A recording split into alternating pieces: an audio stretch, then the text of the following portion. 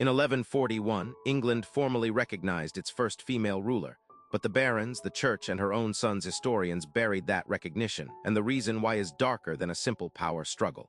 You never learned this in school. There's a reason. The anarchy of 1135 isn't really about chaos. It's about what happens when the right person claims the throne and the wrong people decide she can't have it, and who made sure you'd never think to ask. King Henry I of England had one legitimate male heir, William Adelin.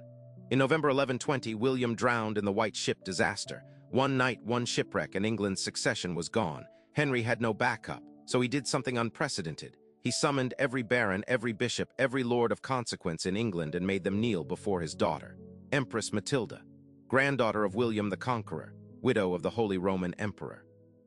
3 separate times they swore an oath, on sacred relics before God, that Matilda would rule England after him. Henry I died in December 1135. He was barely cold before every single man who swore that oath broke it. Stephen of Blois moved first. Within 3 weeks he crossed the Channel, seized the royal treasury, and pressured the Archbishop of Canterbury into crowning him king. The oath, forgotten. Matilda's claim, inconvenient, but Matilda didn't vanish. In 1139, she invaded England. She had an army, she had allies, she had the law on her side.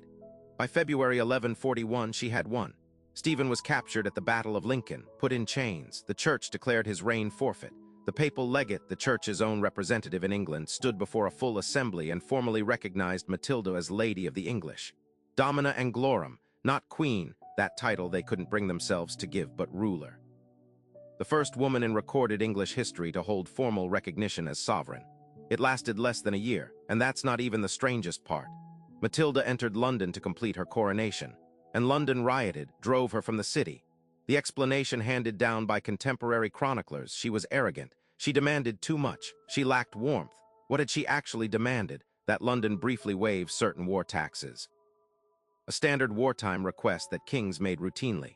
Stephen's wife appeared outside the walls with a mercenary army.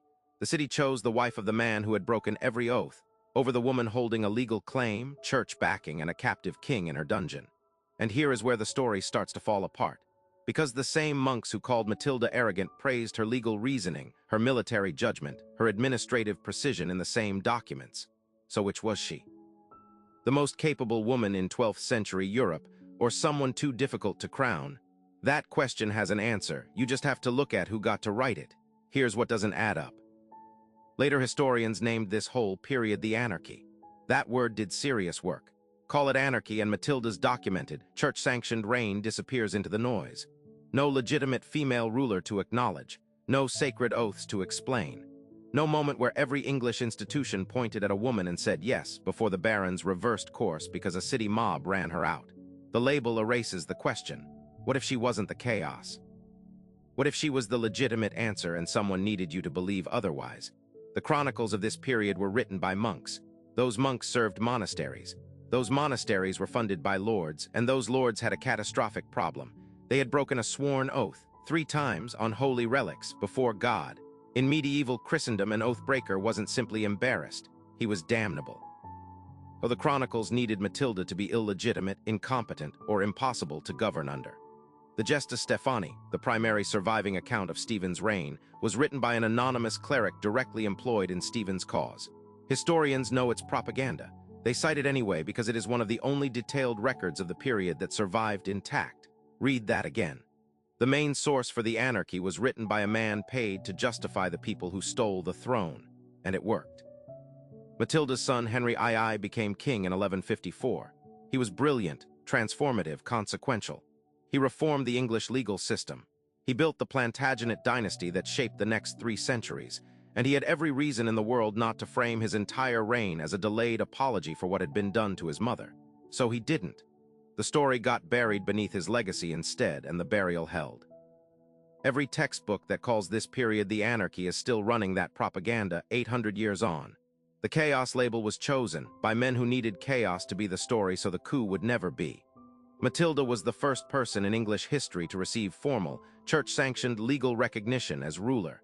That happened. It is in the documents. It was reversed not by law but by force, money, and ink.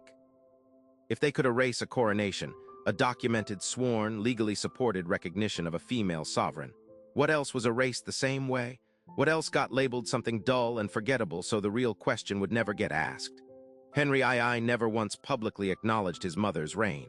Not in his royal charters, not in any ceremony, not in the sweeping legal reforms that made his name. He traced his legitimacy directly to his grandfather Henry I, skipping his mother entirely, as if she had never held that recognition at all. He had every reason to do that, but he also had every reason to make sure you never noticed that he did.